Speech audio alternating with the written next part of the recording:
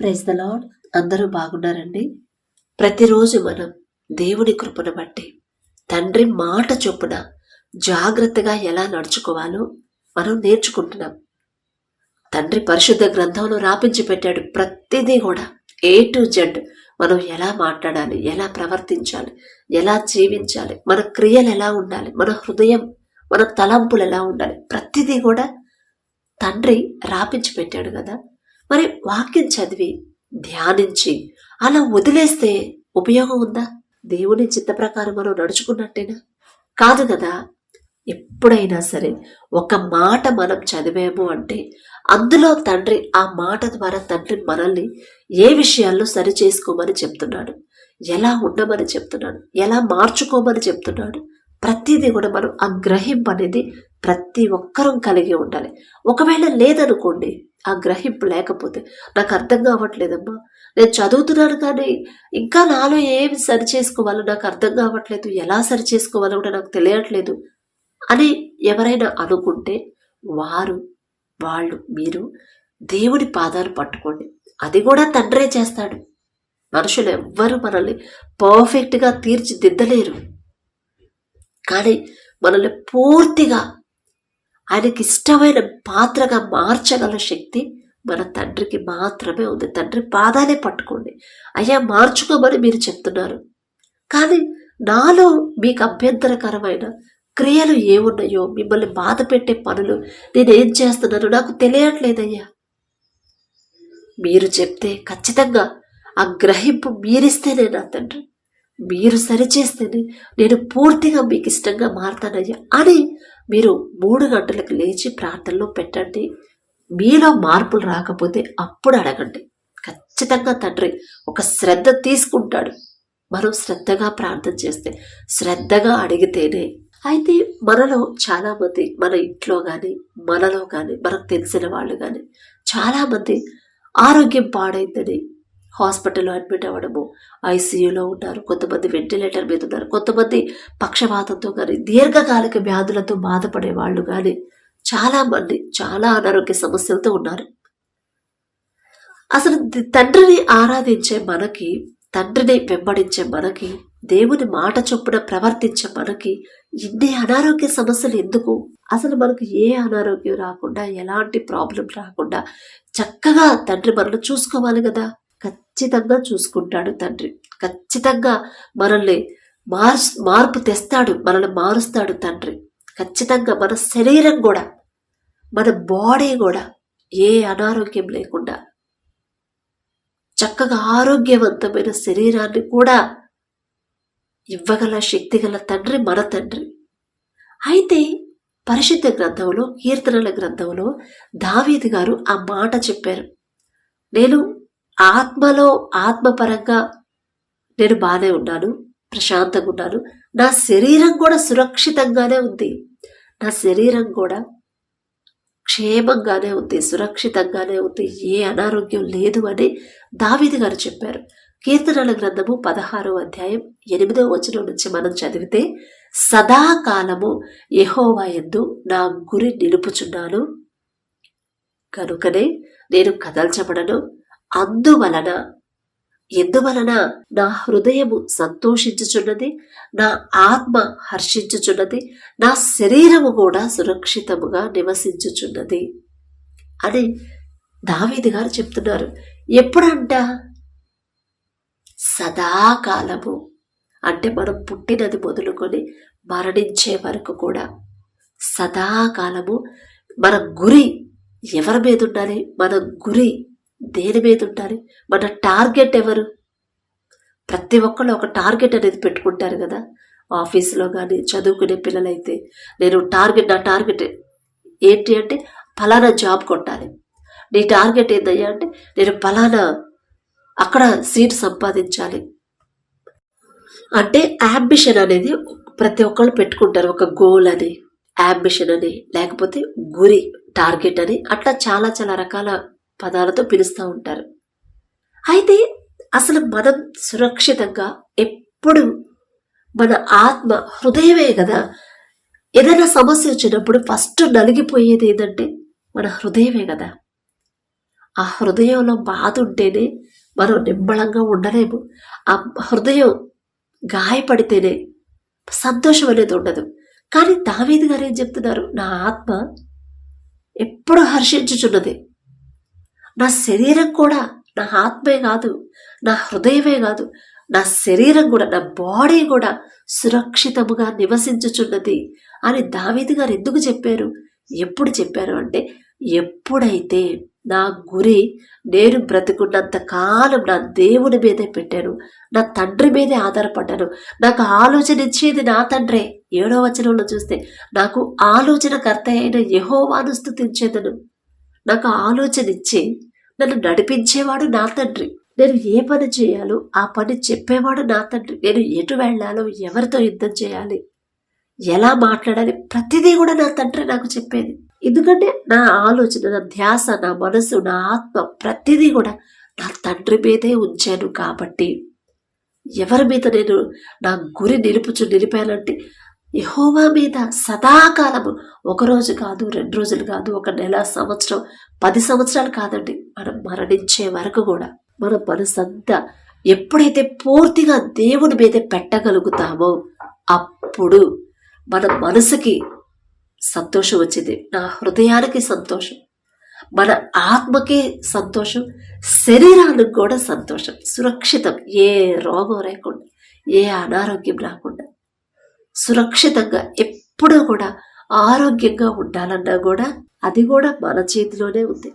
మనం ప్రార్థన చేస్తూ ఉంటాము, వాక్యం చదువుతూ ఉంటాము, అయినా సరే దేవుని మీద పూర్తిగా ఆధారపడలేం. మనం సదాకాలము కొన్ని రోజులు ప్రార్థన చేస్తాం, కొన్ని రోజులే చర్చికి వెళ్తాం, ఒక్కోసారి కొన్ని రోజులే జాగ్రత్తగా ఉండగలుగుతాం, దేవుని మాట చొప్పున కొన్ని రోజులే నడుచుకోగలుగుతాం.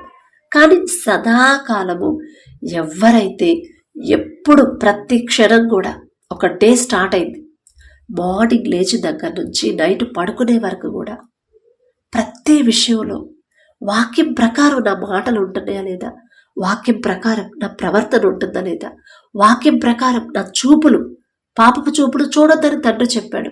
ఒక స్త్రీని మోహపు చూపుతో చూస్తేనే పాపం అని చెప్పాడు. డైరెక్ట్గా వ్యభిచారం చెయ్యక్కర్లేదు అక్కడ. చూపులు, మన చూపులు, పాపపు చూపులు, మోహపు చూపులే మనల్ని వ్యభిచారులుగా చేసినట్టే అక్కడ లెక్క పడిపోయిందంట. అప్పుడే ఆమెతో వ్యభిచరించినట్టు, పాపం చేసినట్టు, అంటే మనం వ్యభిచారుల కింద లెక్కొస్తాం. అసలు చూపులు కానీ, ఆలోచన కానీ, క్రియలు కానీ, ప్రవర్తన కానీ ప్రతిదీ కూడా దేవుని మాట చొప్పునే ఉంటున్నారా, నడుచుకుంటున్నారా, జీవిస్తున్నారా, అన్నీ జాగ్రత్తగా పరిశీలన చేసుకొని ఉండగలుగుతున్నారా లేదా అని ప్రతి దినము కూడా ఎవరైతే జాగ్రత్తగా ఉండగలుగుతారో వాళ్ళకి ఎప్పుడూ నెమ్మది వచ్చింది, ఎప్పుడూ ప్రశాంతంగా ఉంటారు, ఎప్పుడూ సంతోషంగా ఉంటారు, ఎప్పుడు కూడా ఆరోగ్యంగా కూడా ఉంటారు అని నేను చెప్పట్లేదండి. దావీదు గారు కీర్తనల గ్రంథము 16వ అధ్యాయం 8వ వచనం నుంచి 8-9 వచనాల్లో దావీదు గారు చెప్పారు. దావీదు గారు అదే చేశారు. సదాకాలము యెహోవా యందే నా గురి నిలుపుచున్నాను. మన గురి మంచి జాబ్ కొట్టడానికో, లేకపోతే మంచి ఫలానా కాలేజీలో సీట్ రావడానికో, లేకపోతే ఫలానా యూనివర్సిటీలో చదవాలను, గవర్నమెంట్ జాబ్. ఇప్పుడు ప్రతి ఒక్కరు గవర్నమెంట్, వాళ్ళ గురి ఏదంటే గవర్నమెంట్ జాబ్, టార్గెట్ ఏది, వాళ్ళ గోల్ ఏదంటే గవర్నమెంట్ జాబ్ కొట్టాలి. అంతకన్నా విలువైనది దేవుడి మీద డిపెండ్ అవ్వడం. ఈ లోకంలో మనం ఎంత సంపాదించినా, ఎంత పెద్ద కంపెనీలో జాబ్ చేసినా, ఎంత మంచి యూనివర్సిటీలో మనకు సీట్ వచ్చినా, ఎంతగా మనం బ్రతికినా కూడా అదంతా ఒకనాటికి వ్యర్థమే, వేస్టే కదా. ఎవ్వరు ఆ ఉద్యోగాన్ని చచ్చిపోయిన తర్వాత వాళ్ళతో పాటు తీసుకెళ్ళలేరుగా. ఎవ్వరూ కూడా మరణించిన తర్వాత ఆ శాలరీని, మంచి శాలరీని వాళ్ళతో పాటు తీసుకెళ్ళలేరు కదా. కానీ మనం మరణించిన తర్వాత కూడా మన దేవుడితోనే మనం ఉంటాము. ఎప్పుడు ఉంటాము అంటే సదాకాలము. మన గురి ఎప్పుడైతే దేవుడి మీదే ఉండిద్దో, దేవుడి మీదే నిలబెట్టగలుగుతాము, దేవుడి మీద ఉంచగలుగుతాము, అప్పుడు ఖచ్చితంగా మనం సంతోషంగా ఉంటాం, ప్రశాంతంగా ఉంటాం, ఏ అనారోగ్యం లేకుండా సురక్షితంగా, ఎంత భయంకరమైన తెగులు రానివ్వండి, కరోనా కాదు అంతకు మించిన తెగులు వచ్చినా కూడా మనం మాత్రం సురక్షితంగానే ఉంటాం. ఎప్పుడు అంటే దేవుని మీదే మనం గురి పెట్టగలిగితే, దేవుని మీదే ప్రతి విషయంలో తండ్రి మాట చొప్పున నడవగలిగితే, తండ్రికి ఇష్టంగా ఎప్పుడైతే మన క్రియలు ఉంటాయో అప్పుడు ఇక మనం ఎవరి దగ్గరికి వెళ్ళక్కర్లా, ఎవరి మీద ఆధారపడక్కర్లా, ఎవరి రికమెండేషన్ మనకు అవసరం లేదు. మనకు ఆలోచన చెప్తాడు తండ్రి. దావీదు గారు చెప్పారు, నా సొంత మాటలైతే కాదు కదా, నాకు ఆలోచనకర్త అయిన యెహోవాను స్తుతించేదను. ఆలోచన ఇచ్చేవాడు నా తండ్రి. ఆయన ఆలోచన ప్రకారం నేను నడుచుకున్నాను కాబట్టి నేను సురక్షితంగా ఉన్నాను, క్షేమంగా ఉన్నాను, ప్రశాంతంగా ఉన్నాను, సంతోషంగా ఉన్నాను అని దావీదు గారు చెప్తున్నారు. మన కుటుంబాల్లో కూడా సంతోషం ఉండాలన్నా, ప్రశాంతత ఉండాలన్నా, మన ఇంట్లో వాళ్ళకి కానీ మనకు కానీ ఏ అనారోగ్య సమస్యలు రాకుండా క్షేమంగా సురక్షితంగా మనం ఉండాలన్నా కూడా మన గురి ఎప్పుడు, మీరు ఖాళీగా ఉన్నప్పుడు కానీ, చదివేటప్పుడు కానీ, జాబ్లో ఉన్నప్పుడు కానీ, ఇంత గ్యాప్ దొరికినా కూడా దేవుని గురించి ఆలోచించడం అలవాటు చేసుకోండి. మన ధ్యాస అంతా దేవుడి మీద పెట్టడం. అందుకే దావీదు గారు 7వ వచనంలో చెప్తారు, రాత్రి గడియలలో నా అంతరింద్రియము నాకు బోధించుచున్నది. నైట్ పడుకునేటప్పుడు కూడా, రాత్రిపూట పడుకునేటప్పుడు కూడా ఆలోచన అంతా దేవుడి మీదే ఉండిద్దంట దావీదు గారికి సదాకాలం. మనం అట్లా ఉంచలేకపోతున్నాం. ఎందుకంటే పిల్లల మీద ఉండింది, అయ్యో నా పిల్లలు చదవట్లేదు, ఎగ్జామ్స్ వస్తున్నాయి, ఎలా రాస్తున్నాడు, ఇప్పుడు మా హస్బెండ్ ఆయన ఎలా ఉంటాడు, ఇంటిని పట్టించుకోవట్లేదు, మమ్మల్ని పట్టించుకోవట్లేదు, ఎప్పుడు ఇవే ఆలోచనలు. కానీ ఎప్పుడైతే ఈ లోకంలో ఉన్న సమస్యల మీద మన ఆలోచన తీసివేసి పూర్తిగా దేవుని మీద పెట్టగలుగుతామో, నాకు నా తండ్రి ఉన్నాడు, నాకు ఆలోచన ఇచ్చేవాడు నా తండ్రి, నా కుటుంబం, నా బిడ్డలు ఎగ్జామ్స్ రాస్తున్నారు, నా బిడ్డలకు తోడుగా ఉండేవాడు నా తండ్రి, నా బిడ్డలకు కావాల్సిన జ్ఞానం నా తండ్రి ఇస్తాడు, ఖచ్చితంగా వాళ్ళు బాగానే రాస్తారు. నా భర్తకి నా కుటుంబం పట్ల బాధ్యత లేదు, కానీ నేను చెప్తే నా భర్త వినడు. కానీ నా తండ్రి చెప్తే ఖచ్చితంగా ఆ బాధ్యత అనేది నా భర్తకు తెలిసి వచ్చింది. తెలిసేలా చేయగల శక్తి నా తండ్రికే ఉంది. ఖచ్చితంగా నా కుటుంబాన్ని కడతాడు నా తండ్రి. ఖచ్చితంగా నాకు సమస్య వచ్చింది, ఆ సమస్యని పరిష్కరించేవాడు నా తండ్రి. ఆ సమస్యను ఎలా ఎదుర్కోవాలో ఆలోచన చెప్పేవాడు నా తండ్రి. అట్లా ప్రతి విషయంలో దేవుడి మీదే మనం ఆధారపడగలిగితే, చిన్న సమస్య కానుంచి పెద్ద సమస్య వరకు ఏదైనా సరే దేవుడి మీద పూర్తిగా ఆధారపడగలిగితే ఖచ్చితంగా ఆ సమస్య కూడా మనకు సమస్యలాగా కనిపించదు. నా తండ్రి ఇప్పుడు మన ముందు మన పేరెంట్స్ ఉంటారు. మన పేరెంట్స్ ఉన్నంత కాలం మనకి ఏ బాధ్యత ఉండదు. అంత జాగ్రత్తగా జాబ్ చేయాలను, లేకపోతే అంత బాధ్యతగా అన్ని సమకూర్చాలను, అన్ని తేవాలను మనకు బాధ్యతలు ఉండవు. ఎప్పుడు మన తల్లిదండ్రులు ఉన్నంత కాలం. ఒకవేళ వాళ్ళు లేరు, లేదా మనం వేరే ఇంటికి వెళ్ళాము, ఇక అక్కడి నుంచి మన బాధ్యతలు మనకు స్టార్ట్ అవుతాయి. కానీ ఈ లోకపరంగా మన పేరెంట్స్ మనతో ఎప్పుడూ ఉండలేరు, కానీ మన తండ్రి ఉండగలడు. మనం మ్యారేజ్ అయినా అవ్వకపోయినా, అవ్వకముందు మన తండ్రి మనకు తోడుగా ఉంటాడు, అయిన తర్వాత కూడా ఇంకా తండ్రి మనకి తల్లిదండ్రుల కన్నా ఎక్కువ శ్రద్ధగా ఉంటాడు, ఎక్కువ శ్రద్ధ చూపిస్తాడు మన మీద. ఆలోచన చెప్తాడు, పిల్లల్ని ఎలా పెంచాలి, పిల్లలతో ఎలా మాట్లాడాలి, వాళ్ళని ఎలా సరిచేయాలి, దారి తప్పిపోతున్న వాళ్ళని ఎలా సరిచేసుకోవాలి, భర్తతో ఎలా ఉండాలి, కుటుంబస్తులతో ఎలా ఉండాలి, ఆలోచన తండ్రి ఇస్తే ఇక మనకి నష్టం ఎక్కడైనా కలిగిద్దా, అసలు ఎక్కడైనా బాధ కలిగిద్దండి.